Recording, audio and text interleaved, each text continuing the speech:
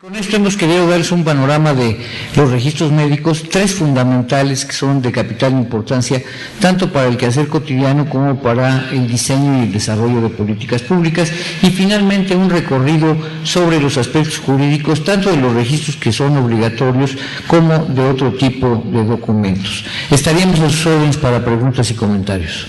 Si es tan amable, doctor Cervantes.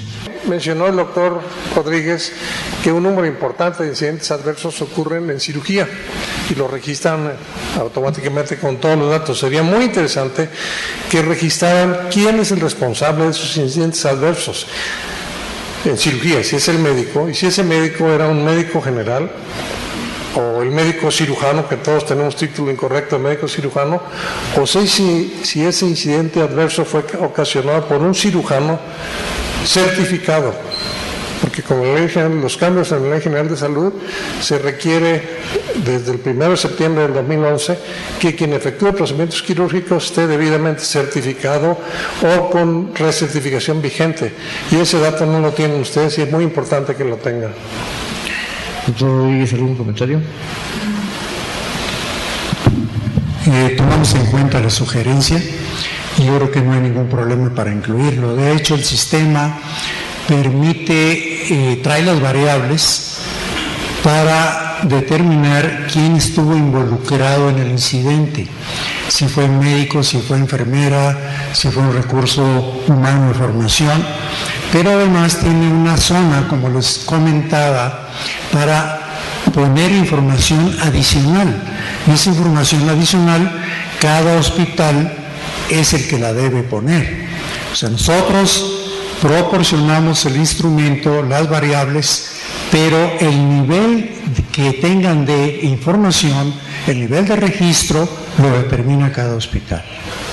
¿Okay? Pero sí podemos incluir, desde luego, la referencia que mencionamos. Sí, doctor Lozano.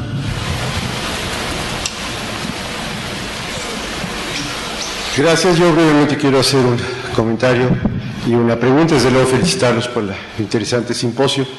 Y todos hemos visto cómo se da cada vez más importancia al expediente clínico para aspectos estadísticos, para fijar políticas de salud, para toda esa serie de vorágine, de papeleo administrativo que se lleva actualmente en las instituciones, en los hospitales básicamente. Pero parece que se ha olvidado la esencia del expediente clínico y básicamente de la historia clínica, que es la parte medular del expediente, y que es simplemente servir como una ayuda de memoria, para usar el término que usaban los clínicos franceses antiguos, una ayuda de memoria para el médico. Esa historia clínica a veces se puede usar a favor del médico o en contra del médico en aspectos de la CONAMED precisamente, o aspectos de legales, y está sujeta a una serie de normatividades que suponen que el médico cae en una falta administrativa, por ejemplo, en cosas tan sencillas como usar abreviaturas o usar siglas a veces muy convencionales. Es algo que la normatividad pues no permite. Entonces simplemente quisiera que las autoridades recordaran, no olvidaran que la parte medular del expediente clínico, la historia clínica, no es más que una memoria, una ayuda para que el médico pueda dar una buena atención a su paciente. Nada más eso. Y una pregunta al licenciado Juan Carlos Reyes Oropeza en cuanto a su exposición. ¿Cómo es que se ha engranado en ese padrón general de salud las actividades de las instituciones de asistencia privada? Aquí en el Distrito Federal existen varias instituciones dependientes de la Junta de Asistencia Privada, entre las que se encuentran el Hospital Español, el Hospital Inglés, el Hospital Escandón, el Beistegui, etcétera.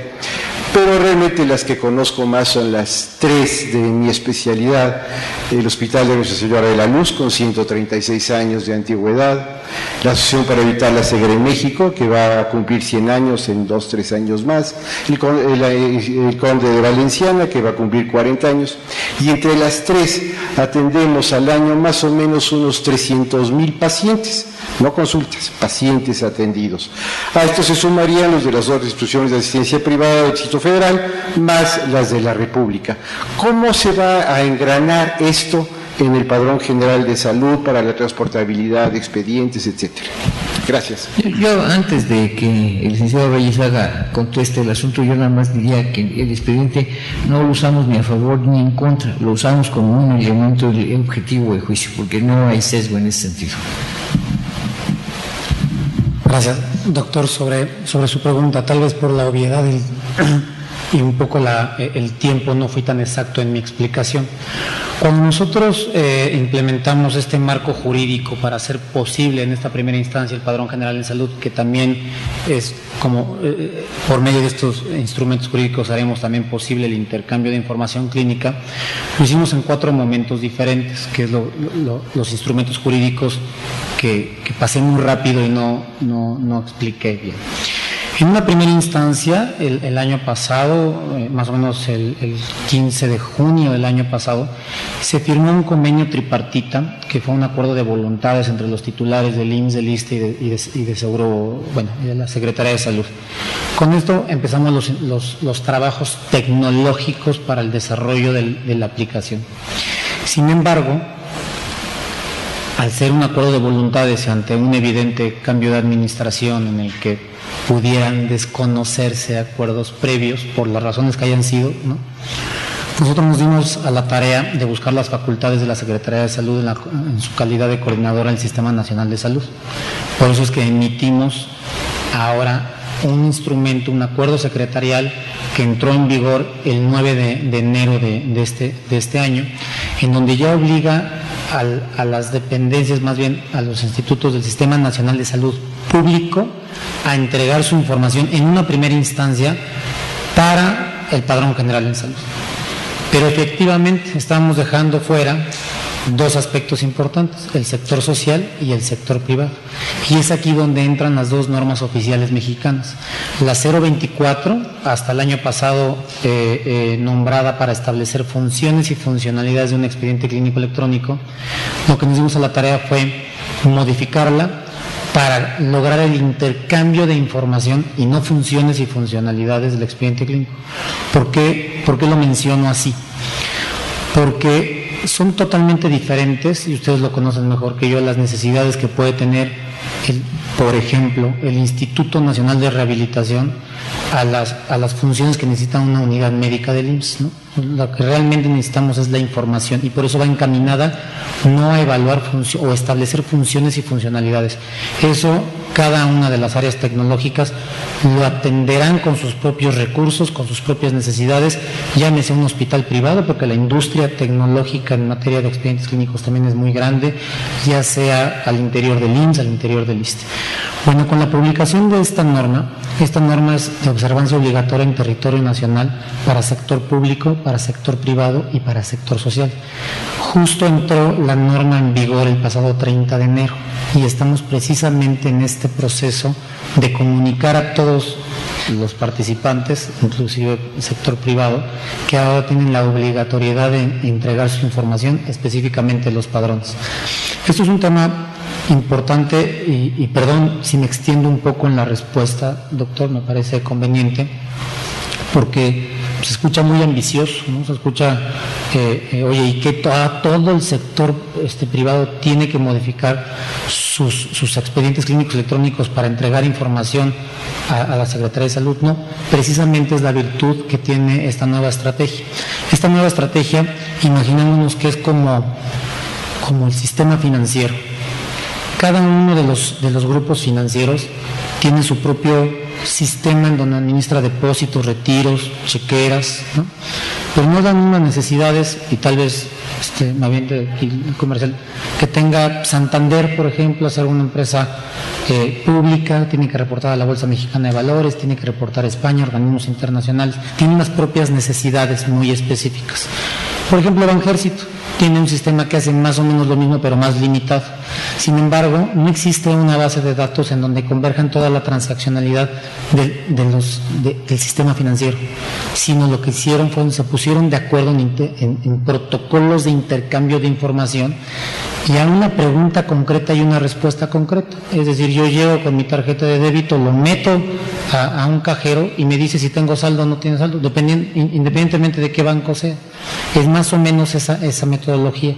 Igual esto es un poco más amplio de su pregunta, pero lo considero conveniente, porque la forma en cómo vamos a implementarlo para sector privado es únicamente vamos a publicar, o ya está publicada, de hecho ya está incluso en el Diario Oficial de la Federación, las características que deben de cumplir para la entrega de la información. Cómo se administre cada uno, el sector privado, el sector social, el sector público, cualquiera de los institutos, con qué infraestructura, qué características de su base de datos, qué funciones tienen, es independencia de cualquiera, sino simplemente nosotros como Secretaría de Salud lo que decimos es necesitamos esta información en este formato y no nos metemos a las tripas de los sistemas como pretendían hacerlo. La implementación puede ser relativamente rápida, aunque la entrega de información y su administración es mucho más compleja. Muchas gracias. Doctor Reyes, por favor. Gracias. Ya me contestó la primera parte de mi pregunta, que era referente a eso. Pero ahora, ya como lo ha contestado, ¿cuál va a ser la manera de que el IFAI tenga la confianza de que los parámetros de confidencialidad se manejen, o cuando menos yo como médico privado no tenga que tener un informe de confidencialidad porque ya el registro es nacional y ya todo mundo se está metiendo a ese informe? Ya no soy el responsable de eso. ¿Eso lo están viendo ustedes? ¿Se va a cambiar la norma para el IFAI? ¿Ya no va a ser necesario tenerlo? Efectivamente, este problema no lo enfrentamos en donde estamos ahorita, dado que el intercambio de información entre dependencias públicas no está limitado, ¿no? Esa es la primera, ¿no? Para hablar de lograr la portabilidad de los servicios entre el IMSS, el ISSSTE y Seguro Popular, ¿no? Dicho sea de paso, pues ahí vamos bien. Pues, ahora, para lograr efectivamente de la información privada hay mucha normatividad que atender, y la respuesta es sí, puntualmente lo debemos de ver nosotros y tenemos que garantizar la confidencialidad de los datos. La última, consejero, después. Sí, yo tengo una pregunta. El Seguro Popular es un fideicomiso financiero. Entonces hay instituciones que prestan servicios al Seguro Popular. ¿Quién tiene la responsabilidad entonces de informar? Sí, el Seguro Popular no tiene toda la información del expediente clínico, sino es exclusivamente un padrón de afiliación y una entidad de financiamiento público.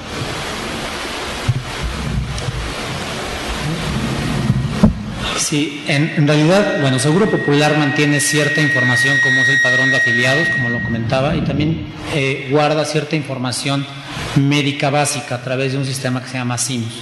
La obligatoriedad, repito, es un poco lo que ya le comentaba al doctor, es por medio de la norma oficial, la obligatoriedad debería de ser con quien tenga la mayor información, y nuestra labor deberá ser acopiarla y concentrarla, ¿no? ¿Y cómo evitar la duplicidad entre la información que tiene Seguro Popular y las instituciones de salud? Esa es exactamente la virtud que nos da el Padrón General de Salud, lo que mostraba en las gráficas, en donde ya encontramos traslapes, en donde Juan Carlos Reyes hoy puede existir en varias bases de datos. Doy mi ejemplo. Yo hoy trabajo en gobierno, cotizo, o soy afiliado al ISSSTE, sin embargo mi esposa trabaja en el sector privado, soy beneficiario del IMSS. Y tal vez en una esté yo como Juan C. Reyes y otro como Juan Carlos Reyes. La primera etapa, o más bien la siguiente etapa del Padrón General de Salud, es, después de haber encontrado los traslapes, homogenizar los datos y volvérselos a entregar a las instituciones, para que ahora sí Juan Carlos Reyes sea la única persona en todas las bases de datos. Es aquí, por eso le llamamos intercambio de información, porque recibimos pero también entregamos. Porque si no lo tuviéramos así, sería muy difícil lograr la portabilidad de los servicios. Es decir, yo no me podría atender en el ISSSTE llevándome pues todo mi historial del IMSS, ¿no? La última pregunta, porque ya estamos sobre el tiempo. Sí, muchas gracias, muy breve. Dentro de cada una de las instituciones se marcan parámetros para la asistencia médica, según las horas contratadas. En los servicios de salud, 3 horas por 3 pacientes por hora, en otros 2, en otros 1. Cuando nosotros tenemos la exigencia de realizar, y esto como marca la norma, realizar todos los expedientes lo más completo, con historia clínica y todos los agregados, ahí existe un gran problema. El médico, ¿cómo va a poder llegar a cumplir con todas estas normas o con toda esta información si tiene que haber una carga, digamos, en los servicios de salud, en los centros de salud, de 24 pacientes, o en el Seguro Social que presumen de ver 30, 40 pacientes, ¿no? Yo creo que si no establecemos también el número de pacientes que es factible ver en una jornada de trabajo, vamos a seguir con muchos problemas en las redacciones, en la aplicación del expediente en una forma completa. Gracias. Bien, muchísimas gracias. Yo, para terminar, quisiera agradecer a la Academia Mexicana de Cirugía su complacencia para esta sesión y, por supuesto, a nuestros participantes, al licenciado Juan Carlos Reyes, al doctor Federico Argüelles, al doctor Francisco Javier Rodríguez Suárez y al licenciado Marco Antonio de Stefano, y a su presidente, al presidente de la Academia Mexicana de Cirugía. Muchísimas gracias. Gracias, muy amable. Sin embargo, el cuerpo directivo de la Academia Mexicana de Cirugía expresa su genuino reconocimiento a las personalidades participantes de esta sesión. Doctor José Belge Moctezuma, académico doctor Francisco Javier Rodríguez Suárez, licenciado Juan Carlos Reyes Oropesa, doctor Federico Alberto Argüelles Tello y Marco Antonio Stefano Sahagún por su excelente contribución académica a este simposio. Enhorabuena y muchas felicidades.